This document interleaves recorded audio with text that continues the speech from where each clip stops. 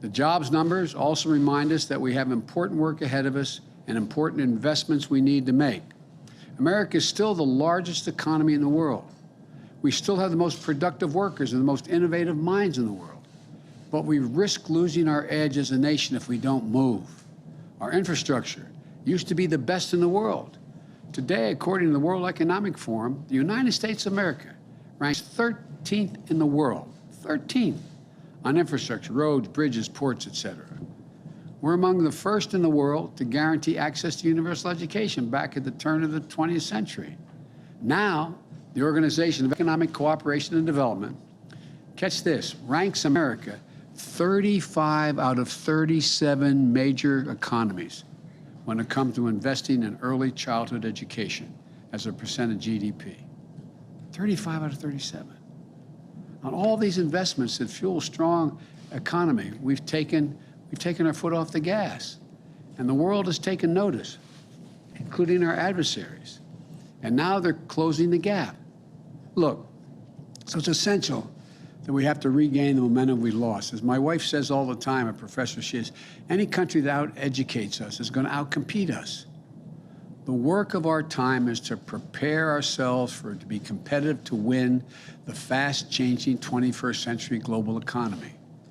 That's why I propose two critical pieces of legislation being debated here in Washington right now. One focus on the investments we need to make in the physical infrastructure of America, roads, bridges, ports, etc.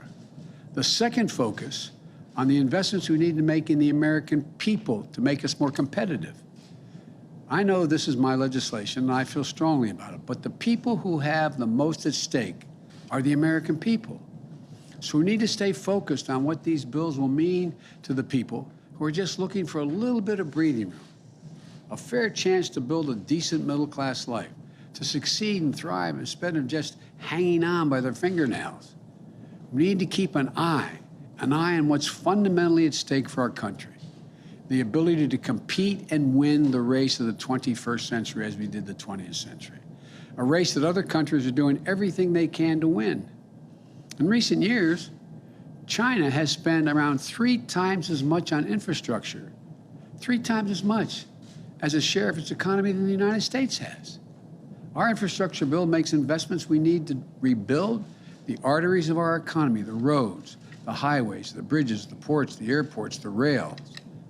And we're going to allow us to replace lead water pipes, which are poisoning our children and families. It's ridiculous. Build a modern energy grid that can withstand storms and carry renewable energy across America. Make high-speed internet affordable and available to everywhere in America. And create good union jobs in the process of putting that together. We're going to make the largest investment in public transit in American history. And we're going to make the most important investments on our rail since the creation of Amtrak 50 years ago. But it isn't enough just to invest in our physical infrastructure. We're going to lead the world like we used to. If we're going to do that, we also have to invest in our people. That's what my second bill does, the Build Back Better plan. That's what it does. Today, only about half of the 3- and 4-year-olds in America are enrolled in early childhood education. In Germany, France, the UK, Latvia, that number is more than 90%. We're falling behind. It's not just early education. According to one study, America ranks, catch this, America ranks 33rd out of the 44 advanced economies when it comes to the percentage of our young people who have attained a post-high school degree. The United States, 33rd out of 44. My Build Back Better plan gets us back on track to making 4 additional years of public education available for every person in America. 2 years of high-quality preschool in the front end, which indicates that over 56% of the children will be able to go through all 12 years and beyond without any interruption. And investments in community college, so our students can gain the skills they need and carve out a place for themselves in the 21st century economy. We're going to help build families. We're going to help them afford to care for their new baby, a child, an elderly relative. It's going to extend the tax credit for families with children. It's going to help us meet the moment on climate change and become a global leader in the fast-growing clean energy industries like solar and wind power.